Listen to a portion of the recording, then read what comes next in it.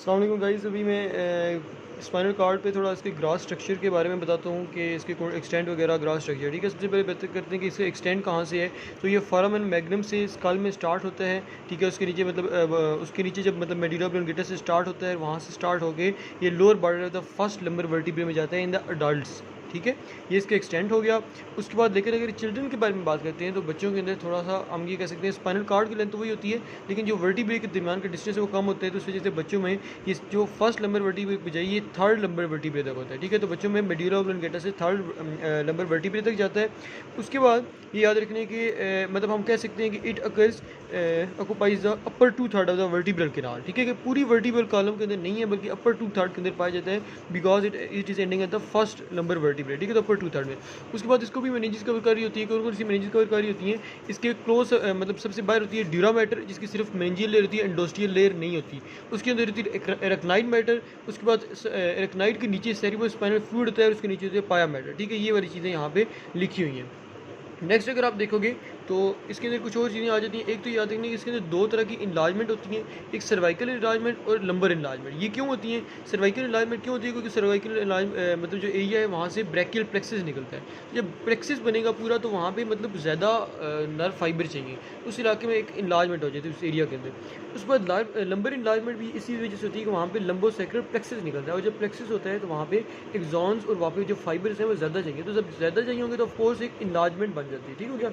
उसके बाद एक कोनस मेडुलैरिस की चीज़ होती है। तो सिंपल ये बात याद रखने कि ये है, ये जो स्पाइनल कार्ड आ रहा है, ठीक है, इस तरह ये स्पाइनल कार्ड नीचे आ रहा था, तो ये जब टैपर करता है नीचे आके एंड कर रहा होता है। ठीक है, तो ये जो एंडिंग इसकी प्रोसेस होता है इसको हम कहते हैं कोनस मेडुलैरिस। ठीक है, क्योंकि कोन शेप का बन रहा है तो कोनस मेडुलैरिस मेडुलैरिस इस वजह से कि सेंटर पे आ रहा है, इस वजह से। ठीक है, तो अब कोनस मेडुलैरिस का इसका नाम दे दिए, एंड हो गया।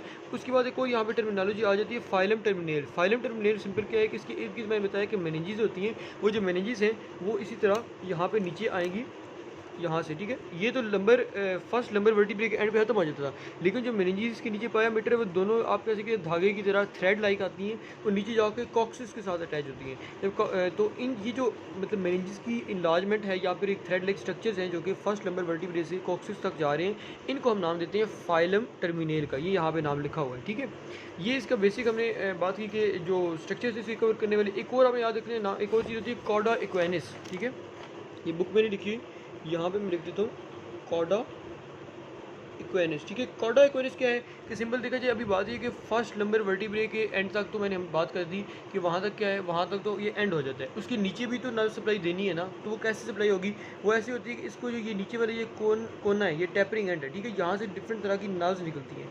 ठीक है, ये नर्व निकलती होती है, और ये जो नर्व निकलती होती हैं इस पूरे नर्व के बंडल को हम कहते हैं कॉर्डा इक्वेनिस। ठीक है क्या, ये इसका बेसिक स्ट्रक्चर था। उसके बाद अगर हम इसके क्रॉस सेक्शन करते हैं तो लेट्स सी दिस डायग्राम। अगर हम इसके क्रॉस सेक्शन करते हैं इसमें क्या क्या चीज़ें नजर आती हैं? सबसे पहले आप देखिए ये इसकी एंटीरियर साइड है and this would be it's posterior side. ठीक हो गया। अब इसके अंदर एंटीरियर साइड पे देखेंगे तो सेंटर पे आपको एक फिशर नज़र आएगा। इसको हम क्या नाम देते हैं? इसको हमने नाम देना है एंटीरियर मीडियल फिशर। ठीक है, एंटीरियर मीडियल फिशर है। उसके बाद पोस्टीरियर साइड पे आपको एक नज़र आएगा, इसको हम नाम देते हैं पोस्टीरियर मीडियल सल्कस। ठीक है, इसको हम फिशर नहीं कहते, इसको हम सल्कस कहते हैं। मैंने ड्रा भी किया, देखें यहाँ पे इसकी विड्थ ज़्यादा होती है फिशर की और सल्कस की विड्थ थोड़ी होती है, तो उसको हम सल्कस कहते हैं, इसको हम फिशर कहते हैं। उसके बाद यहाँ पे आपको नज़र आ रहा है ये भी एक सल्कस नुमा चीज़ है दोनों साइड पे। ठीक है, तो ये जो चीज़ है इसको हम नाम देते हैं, इसको हम कहते हैं पोस्टीरियर लैटरल सर्कस। ठीक है, पोस्टीरियर लैटरल सर्कस होता है, ये पोस्टीरियर मीडियल सर्कस था, ये पोस्टीरियर लैटरल हो गया। इसी तरह यहाँ पे एंट्रो मीडियल होता है। ठीक है, एंट्रो लैटरल सर्कस। ठीक है, तो ये इसके सर्कस वगैरह होते हैं, ये इसके ग्रास स्ट्रक्चर के अंदर आ जाते हैं। उसके अलावा आपको सेंटर में मैंने ये एक गोल सी किनाल बनाई हुई है, इसको कहते हैं सेंट्रल किनाल। ठीक है, इसके अंदर सेरिब्रोस्पाइनल फ्लूइड होते हैं और इसके अंदर कोई नर्व फाइबर वगैरह नहीं होती। ठीक है, ये ग्रे मिशन में। अब इसमें दो तरह की मतलब मटीरियल पाई जाती है। एक ही सेंटर पे होता है ग्रे मैटर। ठीक है, this is the grey matter, and जो साइड पे होता है इसको हम कहते हैं वाइट मैटर। अब ग्रे मैटर के अंदर क्या होता है? ग्रे मैटर के अंदर हमारे पास जो है सेल्स पाए जाते हैं, उसके अलावा सेल प्रोसेसेस या फिर न्यूराइड्स पाए जाते हैं। उसके अलावा इसके अंदर क्या पाए जाते हैं? न्यूराइड्स के अलावा इसके अंदर जो हमारे पास ब्लड वेसल्स होती हैं, उसके अलावा इसके अंदर हमारे पास जो है वो न्यूरोग्लाया एक सेल होते हैं, न्यूरोग्लाया। ठीक है, जो कि स्पोर्टिव सेल होते हैं वो पाए जाते हैं, ये ग्रे मैटर के अंदर होते हैं।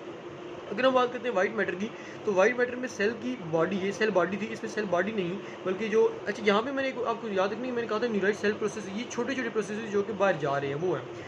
लेकिन मेनली जो प्रोसेसेस यहाँ पे जो बंडल की फॉर्म में जा रहे हैं वो वाइट मैटर के अंदर होते हैं, ठीक है। तो वाइट मैटर में एक जो सेल प्रोसेसेस होते हैं जो कि हम एक्सॉन और साथ में होता है दूसरा डेंड्राइट्स होते हैं, ठीक है। मेनली एक्सॉन्स होते हैं, डेंड्राइट कम ही होते हैं, ठीक है। वो प्रोसेसेस होते हैं। उसके अलावा इसके अंदर भी ब्लड वेसल्स होती हैं और इसके अंदर भी न्यूरोग्लाया सेल्स होते हैं, ठीक है। तो इसकी अपीयरेंस वाइट क्यों आती है? क्योंकि माइलिनेटेड होती है, और जब माइलिनेटेड होती है तो इसकी अपीयरेंस जो है वो वाइट आती है, ठीक हो गया। ये इसका तकरीबन जितना ये बेसिक स्ट्रक्चर मैंने आपको बता दिया।